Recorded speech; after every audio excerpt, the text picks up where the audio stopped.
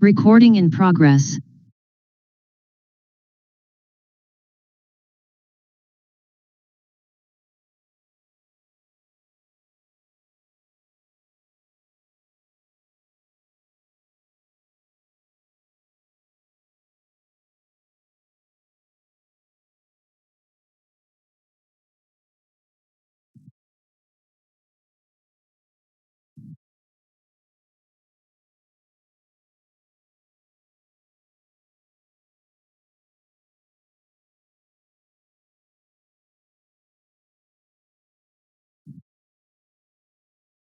Buenas noches, ¿alumno me escucha?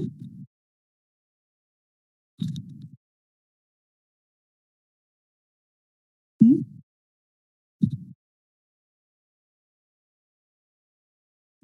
Sí se escucha, profesora. Buenas noches. Ok, gracias.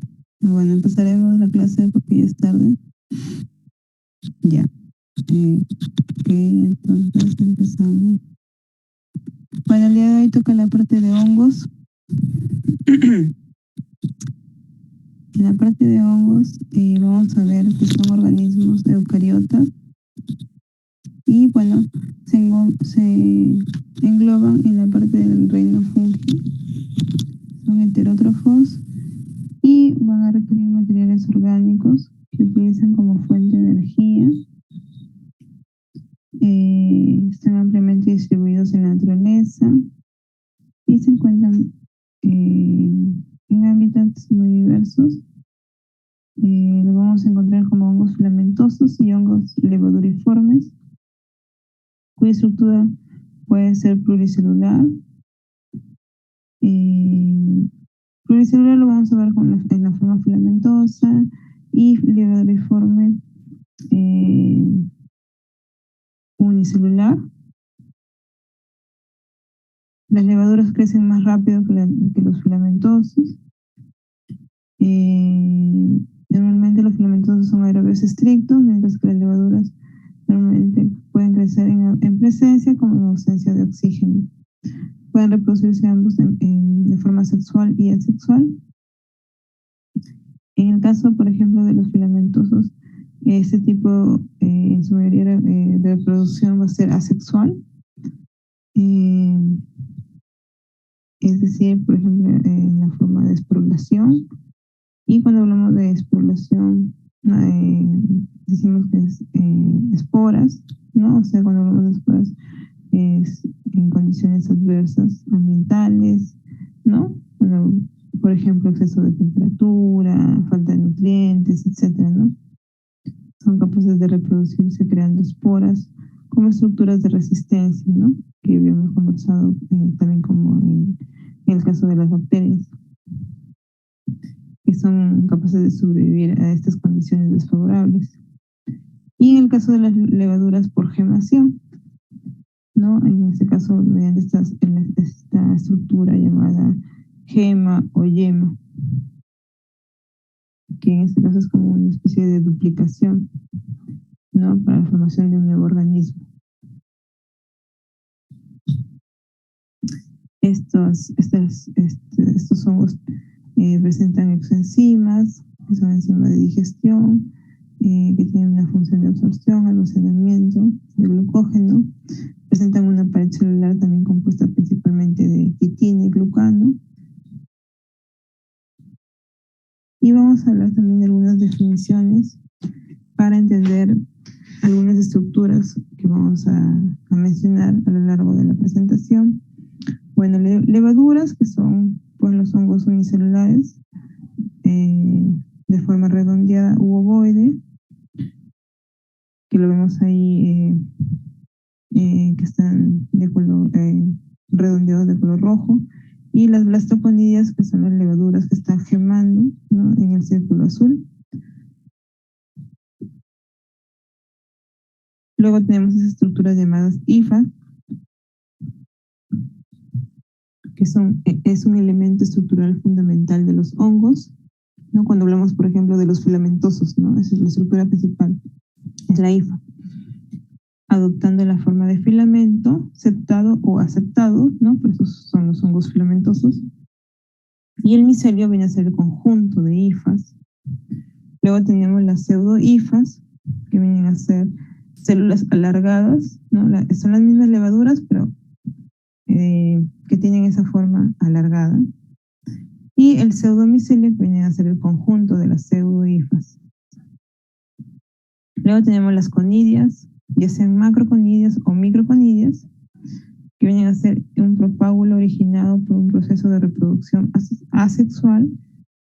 La conidia, o también llamada espora, formada en el extremo de un filamento o hifa, ¿ya? Y luego tenemos el conidióforo, que es una hifa especializada sobre la cual se origina directa o indirectamente los conidios, ¿no? La conidia o la espora, ¿no? Luego tenemos el esporangio, que es una estructura comúnmente globosa, como una bolsa, con una membrana simple que contiene innumerables esporas. Y luego tenemos el esporangióforo, que es una hifa especializada sobre la cual se originan directa o indirectamente los esporangios. Empezamos con los hongos filamentosos. Entonces, en primer lugar, vamos a hablar del Aspergillus. El Aspergillus es un hongo filamentoso y hialino ubicuo, productor de enfermedades de distribución universal que ocasionalmente pueden aparecer en forma de brotes hospitalarios tras obras de remodelación, ¿no? Como son hongos que están en forma de esporas, ¿no? O sea, estos hongos ambientales o filamentosos están en el ambiente, ¿no? Entonces están como esporas, entonces respiramos todo el tiempo ese tipo de hongos y normalmente afectan a las personas que están inmunosuprimidas, ¿no? Patógeno oportunista que afecta a pacientes inmunocomprometidos. Por eso dice que está relacionado a obras de remodelación, ¿no? Cuando existe por ejemplo, levantamiento de polvo, todo eso genera pues que uno aspire estas esporas, ¿no? Y a quienes afecta, pacientes inmunosuprimidos. La clasificación de las principales formas clínicas producidas por Aspergillus es variada. Es esencial reconocer que Aspergillus puede ser un colonizador, causar enfermedad alérgica, infección local o ser responsable de cuadros invasivos de gran gravedad. Bueno, aquí algunos ejemplos de cuadros clínicos más importantes producidos por Aspergillus. Ahí van a ver ustedes que un huésped normal puede producir cuadros leves, desde cuadros alérgicos hasta cierto grado de cuadros invasivos, pero en pacientes inmunocomprometidos pues ya sí va a producir cuadros invasores pues severos, cuadros de aspergilosis diseminadas, ¿no? Ya cuadros más agresivos. En aspergilosis invasora, aunque los datos clínicos y radiológicos son de gran ayuda, el diagnóstico debe ser establecido mediante la combinación de datos histológicos, donde se ve las hifas compatibles con las de Aspergillus, y microbiológicos, donde se visualizan las hifas en el examen en fresco. Aquí vamos a utilizar el hidróxido de potasio y se va a aislar el Aspergillus en cultivo, dado que ninguno de ellos puede por sí solo asegurar el diagnóstico. Las pruebas inmunológicas de detección de anticuerpos constituyen un método diagnóstico de gran utilidad en los aspergilomas y diversos métodos de detección de antígenos como el de lactomannan. Al examen directo observamos el microscopio con hidróxido de potasio del 10 al 20%, se van a observar hifas. Y en el cultivo, por ejemplo, en el caso de Aspergillus fumigatus, vamos a ver colonias. En el caso de estos hongos, en general del diagnóstico de hongos, se utiliza el agar saburo-dextrosa como medio selectivo para el aislamiento de hongos. A una temperatura de 25-28 grados centígrados en 3 a 5 días. Se ven colonias aterciopeladas, afelpadas, vellosas o algo plegadas, con un margen blanquecino o beige. El color inicial es blanco, que vira en aproximadamente 7 días a un verde azulado por la producción de conidias, y el reverso de la colonia es incoloro. En cuanto a la microscopía, vamos a ver que se observa el conidióforo que había mencionado. Es corto, liso, se ve en la vesícula con fiálides. Es uniceriada, que ocupa 2/3 de la vesícula. Se observan conidias en cadena, que forman una compacta columna sobre la vesícula. Son de color verde, finamente rugosos, globosos o subglobosos. Otro ejemplo, estos Aspergillus flavus. Se ven colonias que desarrollan rápidamente en agar sabudestrosa, 25-28 grados centígrados en 5 días. El color es verde y amarillo. La textura de las colonias es purulenta, con surcos radiales, rugosas o granulosas, ocasionalmente algodonosas, en el centro o margen de la colonia, y el reverso de la colonia es incoloro. En cuanto a la microscopía, vamos a ver que se usan colintióforos, no ramificados de pared gruesa y líneas rugosos. Las vesículas son globosas. Vemos fiálides unio-biseriadas alrededor de la vesícula, conidias de color verde amarillenta, lisos o finamente rugosos, esféricos o subesféricos. Luego tenemos otra especie, Aspergillus niger, que también es desarrollo rápido sobre gasa sabudestrosa a 25 grados centígrados. El color de las colonias al principio es blanco-amarillo, luego es negro, ¿no? Por esto es el nombre de Aspergillus niger. Y la textura de las colonias es granular.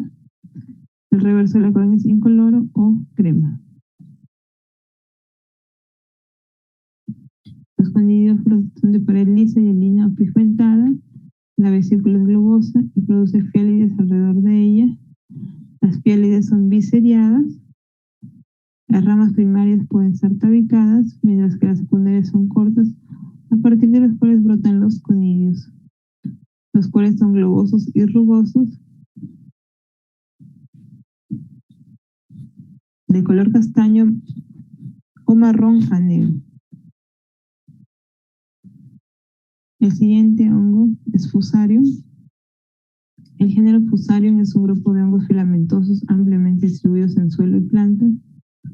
La mayoría de las especies son saprófitas y son unos miembros relativamente abundantes de la microbiota del suelo. Pueden causar infecciones sistémicas en pacientes inmunocomprometidos con una alta mortalidad. Algunas de sus especies producen toxinas que afectan al hombre y animales, y de las más de 100 especies de Fusarium descritas, solo 12 de ellas pueden considerarse patógenos para el humano, y entre ellas destacan Fusarium solani, Fusarium oxysporum, Fusarium verticilloides, en orden decreciente de frecuencia.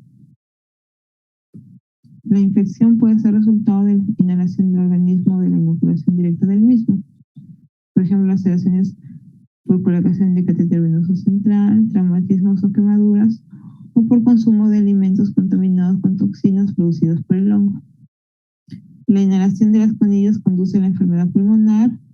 La posterior transformación de estas en hifas da lugar a la infección de tipo invasor. Y el diagnóstico se establece por cultivos a partir de lesiones en piel, específicamente de tipo necróticas. El cultivo puede ser en el Garza burodestrosa, también existe otro medio de cultivo llamado Garpa dextrosa. Las colonias tienen un rápido desarrollo a 25 grados centígrados, a 37 grados centígrados también, en 7 días. En este caso las colonias son de color blanco, crema, pardo, o un color pardo claro o pardo rojizo, mezcladas con zonas de color rojo púrpura, y raramente en cepas de elementos clínicos pueden presentar masas mucosas verdes azuladas, y la textura es algodonosa o lanosa. Y en cuanto a la microscopía, se caracteriza por hifas tabicadas que dan origen a conidióforos y macroconidios fusiformes, ¿no? De ahí el nombre de Fusarium, mayormente con 3 septos, ligeramente curvados, pero con extremos más o menos redondeados. Pueden presentar microconillas curvadas, elipsoidales o subcilíndricas. Luego tenemos el género Rhizopus. Es un género de mohos que incluyen especies cosmopolitas de hongos filamentosos hallados en el suelo, degradando frutos y vegetales, heces de animales y residuos. Y algunas especies de Rhizopus son agentes oportunistas de cigomicosis humanas.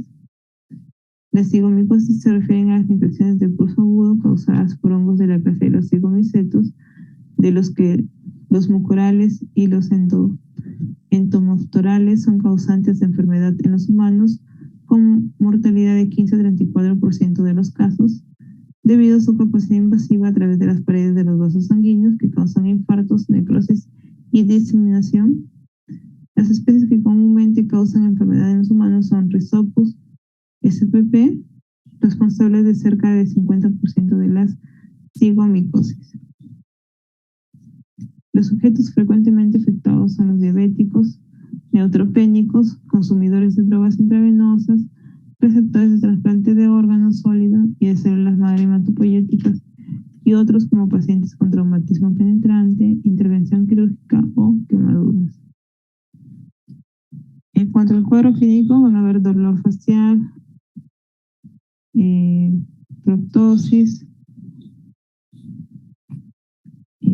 oftalmoplegia, expectoración mucosanguinolenta, o fétida, cefalea nasofrontal, disminución de la aguza visual, tumoración, necrosis palatina y nasal.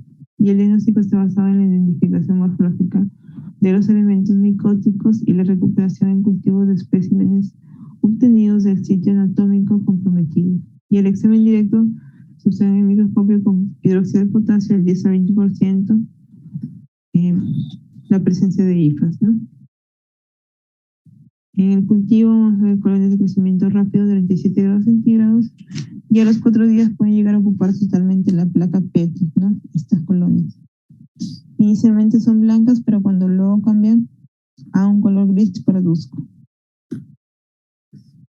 Y se van a observar hifas no septadas, agrupadas como raíces, a partir de las cuales se proyectan filamentos largos que son los sporangióforos, formando en su extremo una estructura redonda oscura que contiene gran cantidad de esporas, que vienen a ser los esporangios, ¿no?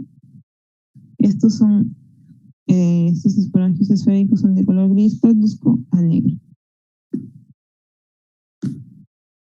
Luego de ver los principales filamentosos, vamos a ver los hongos levaduriformes, ¿no? Que a diferencia de los filamentosos que se basan en esa estructura llamada hifa, ¿no? Y las conidias, entonces los filamentosos tienen sus hifas, sus conidias, y bueno, el Rhizopus que tiene su esporangio. Los levaduriformes se caracterizan por las levaduras, ¿no? Y las pseudohifas. Entonces son hongos unicelulares no filamentosos de forma esférica u oval. Y tenemos la Rhodotorula. Este grupo de hongos, incluso de la familia Cryptogoniaceae, se encuentra ampliamente distribuido en el medio ambiente y forma parte de la microbiota cutánea, genital y ocular de las personas sanas. Las especies del género Rhodotorula son levaduras pigmentadas de color naranja debido a la presencia de pigmentos carotenoides. Son bastante semejantes a Cryptococcus, ambos producen uriasa y no fermentan carbohidratos.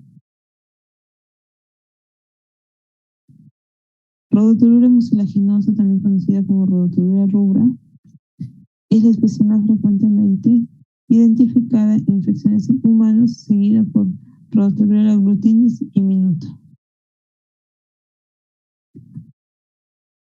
La causa principal de patogenicidad de estas levaduras está relacionada con alteraciones del sistema inmunológico del huésped, así como con otros factores predisponentes que pueden interferir en el equilibrio del nicho biológico que mantienen a estas levaduras en estado de comensal. Es capaz de producir infecciones localizadas como endoftalmitis y peritonitis en pacientes en diéresis peritoneal y generalizadas del tipo fungenia, endocarditis y meningitis. Una elevada proporción de infecciones invasoras ha sido descrita en pacientes inmunodeprimidos, oncológicos trasplantados o VIH, y otros factores de riesgo identificados son los dispositivos percutáneos, la cirugía abdominal, las quemaduras extensas, la cirrosis y las enfermedades autoinmunes. Rhodotorula, vemos ahí sus imágenes a 37 grados centígrados, se ven las colonias de color rojo o anaranjado, de aspecto cremoso, rugoso, brillante y de superficie lisa. En la microscopía se observan las levaduras redondas, ovoides, no son diferentes a las levaduras de Cándida. Aunque Candida albicans, no, ahora vamos a ver el género de Cándida, forman parte de la microbiota comensal humana, se encuentra entre las más comunes especies fúngicas que causan enfermedad.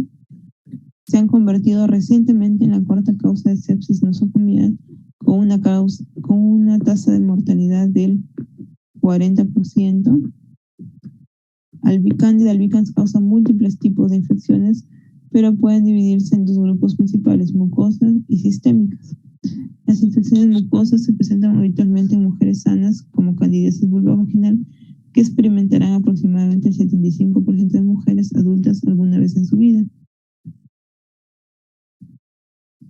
Candida albicans puede también colonizar la cavidad bucal, lo que puede acarrear problemas en recién nacidos y ancianos.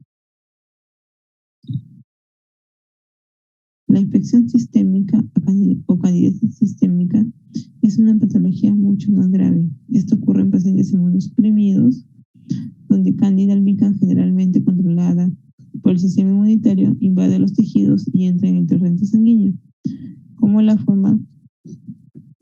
Como parte de la microbiota comensal, el punto de entrada principal suele ser a través de la invasión de la pared intestinal, por ejemplo, en úlceras o heridas. Entonces, en los últimos 20 años se ha observado que alrededor de otras 10 fuentes de género Candida ha incrementado su importancia desde el punto de vista clínico. Entonces van a ver ustedes que otras especies que ya están siendo reconocidas, por ejemplo, Candida tropicalis, Candida glabrata, Parapsilosis guillermoni, Famata, Crusei, etc., ¿no? Luego tenemos que estas levaduras que se encuentran pues como parte de la microbiota y empezaron como comensales en muchos mamíferos y aves. Vamos a ver que la frecuencia de casos de candidiasis reportados por estas levaduras está entre el 1 al 30%. Y vamos a ver que algunas de estas especies tienen como característica importancia mayor resistencia a algunos fármacos como fluconazol.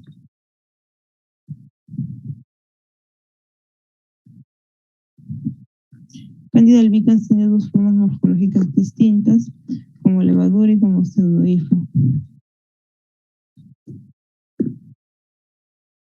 Su habilidad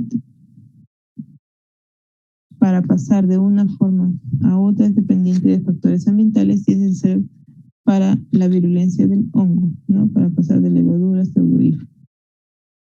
Entonces, en forma de levadura, las células son pequeñas, redondeadas y se dividen de forma convencional.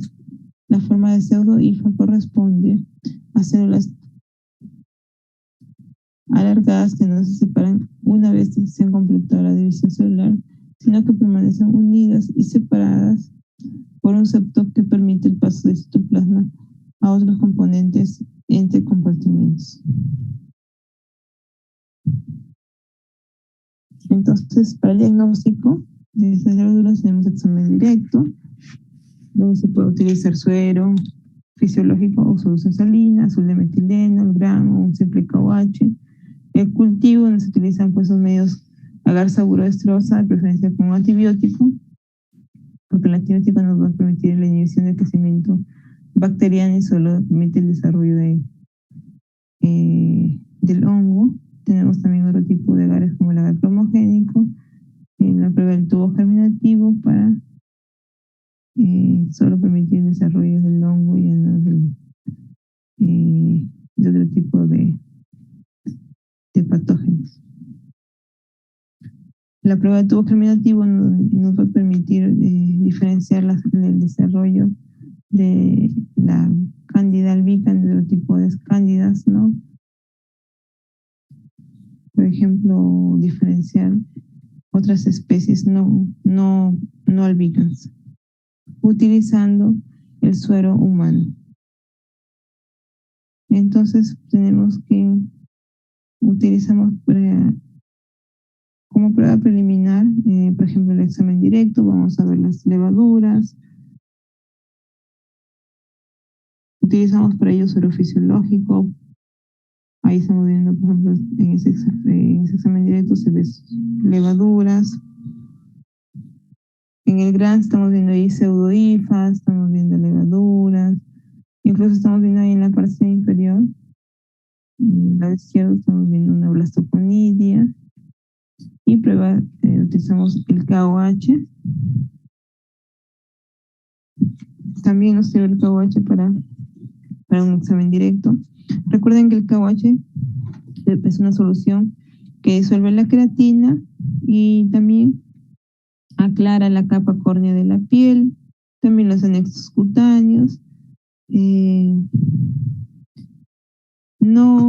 También nos permite, porque nos permite visualizar los elementos fúngicos sin afectar la morfología de estos, ¿no?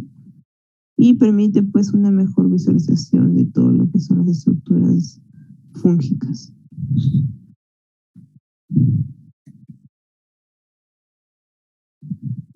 Luego tenemos el cultivo, ¿no? Y como ya les había dicho, en el cultivo se puede utilizar el agar saburodestrosa, en este caso de preferencia con antibiótico, pues el agar saburo.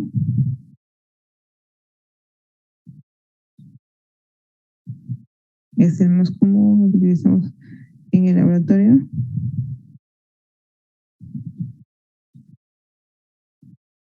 Nos muestra colonias algo pastosas, compactas, de color blanco a crema, sugestivo de cándida.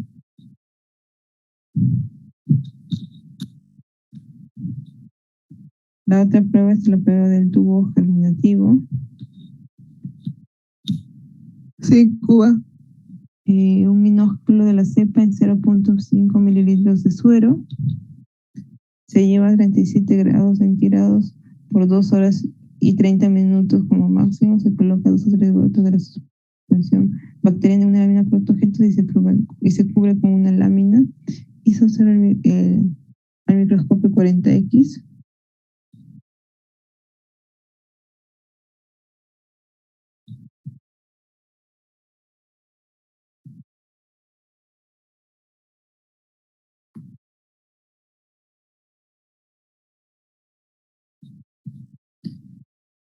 Y en ese caso lo que vamos a observar es esa estructura, esa elongación a partir de la levadura, esa estructura elongada que se origina a partir de la levadura. Y si observamos esa estructura alargada, vamos a poder decir que se trata de Candida albicans. Y si sale la prueba de tubo germinativo negativa luego de las 2 horas y media de lectura, entonces si no observamos la estructura, quiere decir que es una prueba negativa, ¿no? Por ende, se trataría de cualquier Candida, pero no albicans.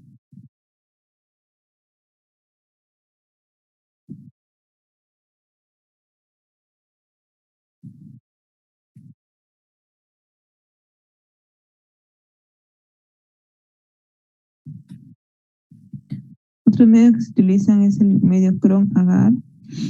Y la ventaja de este medio cron-agar o agar cromogénica es que te permite visualizar las colonias dependiendo de la especie, ¿no? Por ejemplo, si vemos colonias moradas, podemos observar colonias dependiendo del tipo de la especie. Vamos a ver acá. Candida albicans, por ejemplo, vamos a ver colonias de color verde, esmeralda, Candida dublinensis de color verde oscuro, Candida tropicales, colonias de color azul oscuro, Candida cruzei de color centro rosado y el borde blanco, Candida glabrata, colonias de color violeta morado, ¿no? Entonces, más o menos, viendo el color de las colonias, nos va a orientar al diagnóstico, ¿no? Puedes saber cromogénico para ver colores. Esos colores han sido escogidos para ciertas especies de cándida. Y luego tenemos lo que es el criptococo. Es también un hongo levaduriforme. En este caso su característica que es encapsulado, como ya habíamos dicho. Agente causal de la criptococosis, micosis sistémica de evolución subaguda, o crónica, que ocupa el cuarto lugar en las enfermedades oportunistas en pacientes con VIH-Sida. Y a nivel mundial, esta micosis tiene una prevalencia de 3% en América y Europa y de 25 a 30% en África. Afecta en ambos sexos, siempre siendo más frecuente en individuos entre los 30 y 60 años de edad, principalmente debilitados e inmunosuprimidos.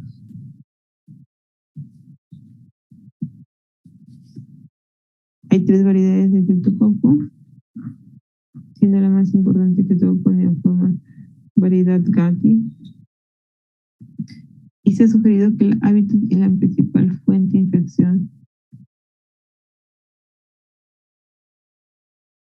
de este caso de la variedad que todo pone forma es el segmento de aves. La variedad Gatti ha sido asociada con árboles de eucaliptos originarios de Australia y dentro de las 19 especies de criptococo que han sido reconocidos,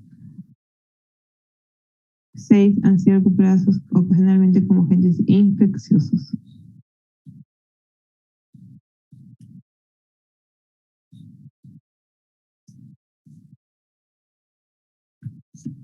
En cuanto al examen directo, se puede observar, hacer útil esta prueba llamada tinta china, ¿no? Ahí está observando una bolsa de papel oscura, y entonces observa las levaduras con una cápsula que la circunda. Esa cápsula, esa sombra que va a ver ahí, vendría a ser la tinta china.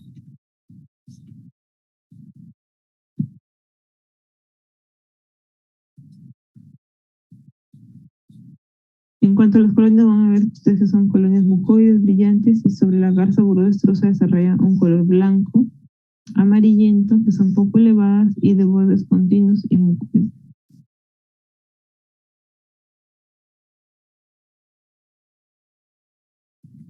Y vamos a ver en la garza burodestrosa que desarrolla un color blanco amarillento, ¿no? Son de bordes continuos, mucoides, pueden crecer después de 72 horas de crecimiento, 37 grados.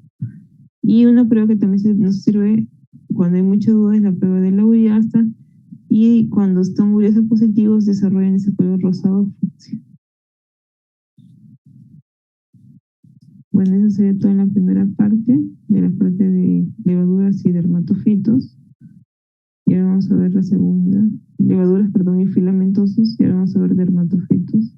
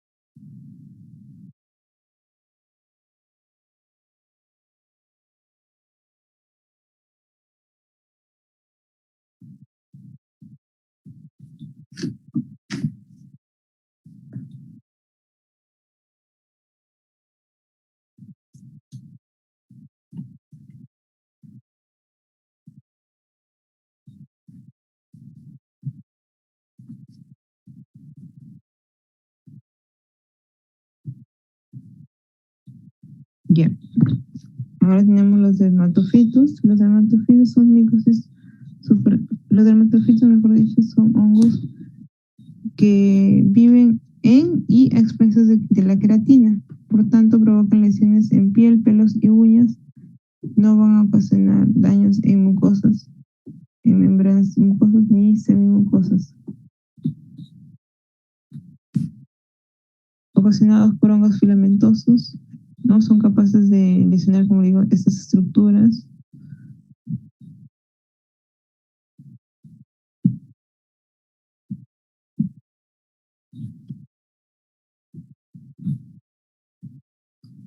Entonces, además, vamos a ver que los dermatofitos se clasifican en 3 géneros: Epidermophyton, Microsporum y Trichophyton, donde se reconocen más de 40 especies, y de esas especies solo 40 son patógenos para el hombre.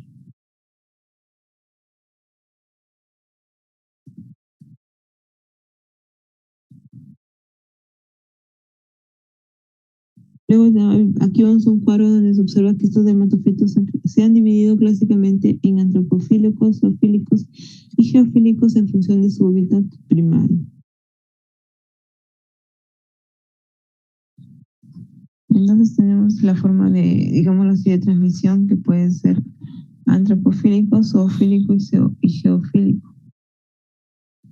Los dermatofitos antropofílicos están asociados a infecciones en humanos y raramente en animales.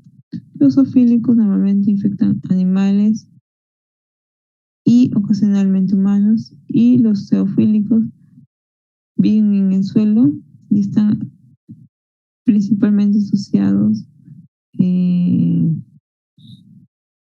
a la parte de las plantas y pueden producir también infección en el hombre y los animales.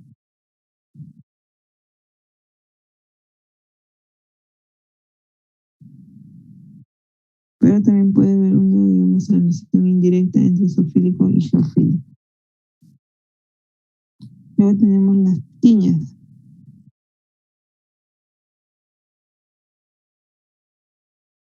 Bueno, empezamos con lo que es la tiña barbae, que afecta el área de la barba y bigote y puede ser un proceso leve y superficial o tener un componente inflamatorio con foliculitis, aparición de pústulas, etc. Y está causado frecuentemente por especies zoofílicas de tricofitón, sobre todo mentagrofitis. Luego tenemos tiña caspitis, que afecta el cuero cabelludo y habitualmente está causado por especies de Microsporum y Trichophyton, Microsporum canis y Trichophyton tonsurans. Y es la micosis infantil más frecuente. Se afecta tanto piel y cuero cabelludo.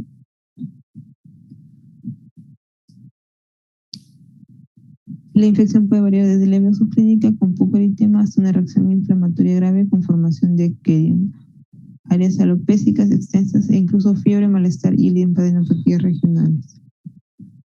Tenemos la tiña corporis, que afecta tronco, hombros, extremidades y a veces la cara. Y la presentación clínica es similar a las otras tiñas. Es, junto con la onicomicosis, la tiña más frecuente en nuestro país, habiendo desplazado a la tiña capitis en frecuencia. Las lesiones son rojizas en la periferia y más claras en el centro. El crecimiento y la curación son centrífugas. Y las principales dermatofitos implicados son Trichophyton rubrum, canis, mentagrofitis y tonsura.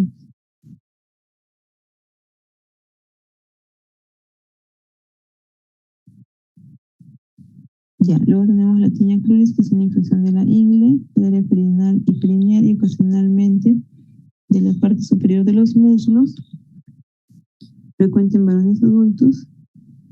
Y las lesiones suelen ser bilaterales y asimétricas y se extienden distalmente desde la cara interna de los muslos.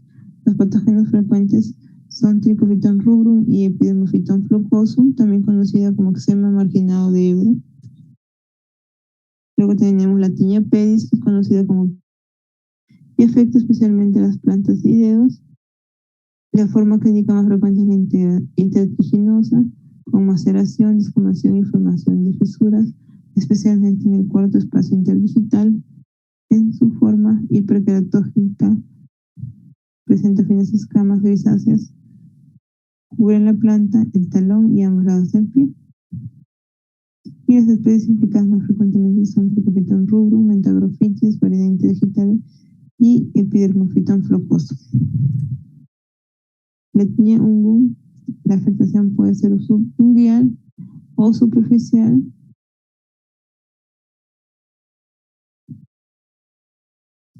Y las variedades más frecuentemente implicadas son Trichophyton rubrum y mentagrofitis.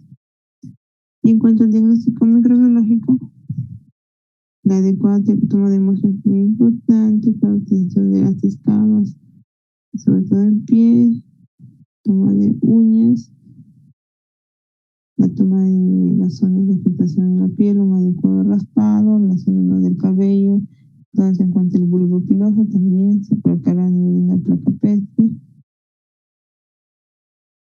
Se tiene que utilizar este componente, el KOH, Como les decía, ese KOS es una solución que disuelve la queratina, que aclara la capa córnea de la piel y todo lo que son los anexos cutáneos. Se afecta la morfología, no, sin que se afecte la morfología de las estructuras fúngicas y permitiendo así una mejor visualización de estas estructuras, ¿no? Digiere todo este material proteico observando con mayor nitidez estas estructuras fúngicas. Y el KOH tiene que tener una concentración entre 10 a 40%, la mayor concentración, mientras más gruesa sea esa estructura, ¿no? Ahí se pueden ver los elementos, estructuras. Entonces, examen directo, veo la presencia del cultivo.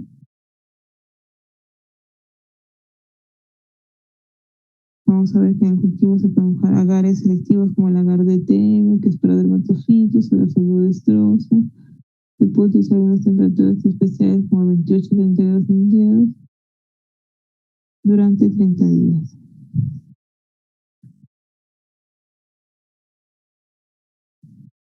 Entonces vamos a verlos a nivel de tanto macroscópico como microscópico, cuáles son las estructuras que vamos a observar.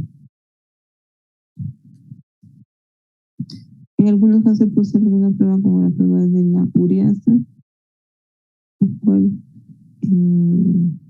para el caso de Icophyton metagrospindes va a ser ureasa positiva.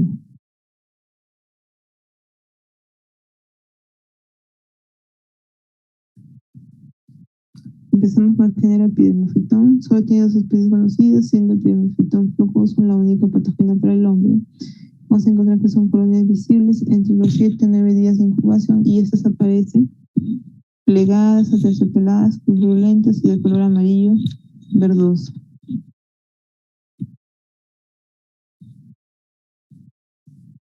Microscópicamente vamos a ver abundantes macroconidios en racimo. Tienen forma de masa, la pared suele ser lisa y moderadamente gruesa. Extremos redondeados se presentan de 1 a 9 septos y hay ausencia de microconidios.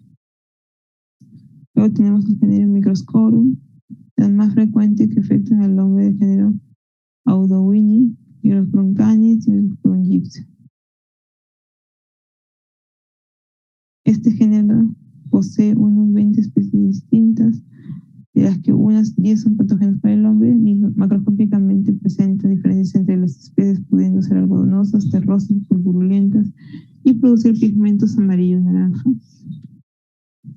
Microscópicamente presentan abundantes macroconidios que se observan de forma aislada y en racimo, y su pared suele ser fina, intermedio gruesa y tiene superficie lisa, rugosa o espiculada. Suelen tener extremos puntiagudos, fusiformes o redondeados y pueden presentar de 1 a 15 septos.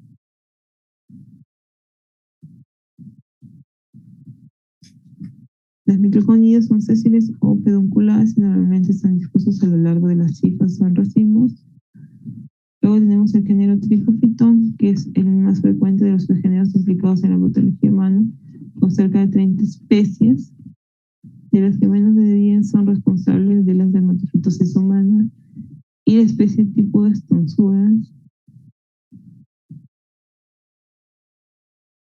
La especie tipo Tricophyton tonsuras, el aspecto macroscópico de este género es variable y presenta diferencias entre las otras especies, por lo que las colonias pueden ser purpulentas, algodonosas, cerebriformes, etc. Y al reverso podemos ver una pigmentación marrón. Microscópicamente, las macroconidias son escasas, se suelen disponer individualmente, casi nunca agrupadas, tienen una pared fina y lisa, en forma de cigarro o cilindro y con 1 a 12 septos. Las microconidias son muy abundantes, con forma globosa o piriforme, y se disponen individualmente a lo largo de las hifas o agrupadas en racimos, pudiendo ser sésiles o pedunculadas. Icophyton rubrum Macroscópicamente produce una colonia lisa, granular o algodonosa de color blanco o crema y en el reverso presenta una característica pigmentada roja que le da el nombre, ¿no? Rubro. Microscópicamente va a presentar escasas macrofonillas y las microfonillas tienen forma de masa, son piriformes o alargadas. Vamos a ver qué temas son, en este caso, tricofitón. Microscópicamente son uriasa negativo. En caso de tricofitón mentagrofitis, crece formando colonias de color blanco crema, algodonosas, sobrelevadas que se extienden rápidamente. También hay zonas lisas y granulares, mientras que el reverso presenta un pigmento que va desde el amarillo hasta el marrón. El género tricofitón microscópicamente presenta escasas macrofonillas y abundantes microfonillas en forma de lágrimas o alargadas, dispuestas a lo largo de las hifas. La prueba de la ureasa, en este caso, el género tricofitón, es abundante. Y bueno, eso sería todo.